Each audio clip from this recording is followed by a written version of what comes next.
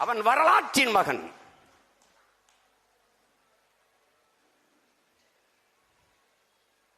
அவன்தான் எங்கள் தலைவன் பிரபாகரன். தலைவன் என்பவனுக்கு உலகத் தலைவர்களுக்கு இலக்கணமாக இருந்தவன், வாழ்ந்தவன். தலைவன் என்பவன் தண்ணீரில் தன்னை கரைத்து சுவையை கூட்டும் உப்பை போல இருக்க வேண்டும். இதுதான் தலைவனுக்கான இலக்கணம். தலைவன் என்பவன் தன்னையே தண்ணீரில் கரைத்து சுவையை கூட்டும் உப்பை போல இருக்க வேண்டும். தலைவன் என்பவன் தன்னையே எரித்துக் கொண்டு உலகத்திற்கு ஒளியூட்டும் சுடரை போல, வெளிச்சத்தை போல இருக்க வேண்டும், மெழுகுவர்த்தியை போல இருக்க வேண்டும். அப்படி இருந்தவன் நம் உயிர் தலைவன் மேதகுவே பிரபாகரன் அவர்கள். என் உயிருக்கு நீ உடன் பிறந்தார்களே, தலைவன் என்பவன் மக்களுக்காக போராடுவான். புரட்சியாளன் என்பவன் மக்களை போராட தயார் செய்வான்.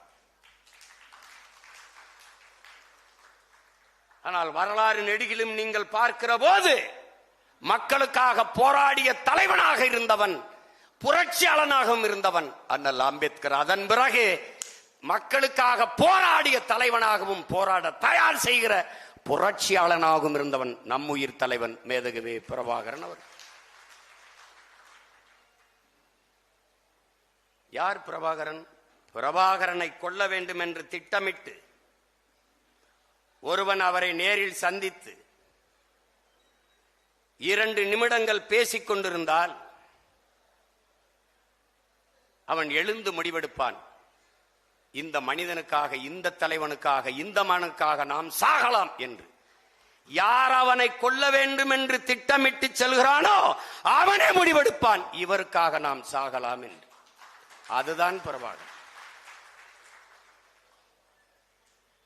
அன்னையின் அன்பிற்கு இணையான பேரன்புக்காரன். அன்னை தமிழ் சமூகத்திற்கு தீங்கென்றால் பெருங்கோபக்காரன். அவன்தான் பிரபாகரன்.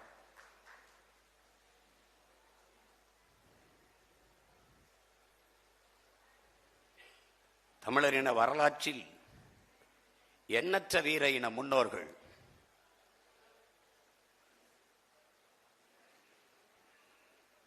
நமது மூதாதை முருகன் வேலேந்தினான், அருண்மொழி சோழன், அரசேந்திரன், பாண்டிய மண்ணெழிஞ்சலின், சேர சோழன் எல்லாம் வாழேந்தினான். அன்றைக்கெல்லாம் தமிழனுடைய வீரம், மானம் புகழ் பெறவில்லை. அருண்மொழியும் அரசேந்திரன் ஏந்திய வாளும் வேலும் தமிழனுக்கு வீரத்தை பறைசாற்றியதா? இல்லை. பண்டை பெரும்புகள் உடையோமா? இல்லையா. பாருக்கு வீரத்தை சொன்னோமா? இல்லையா. எண்டிசை வாய்மையால் ஆண்டோமா? இல்லையா. எங்களுக்கு இங்குற்ற நரி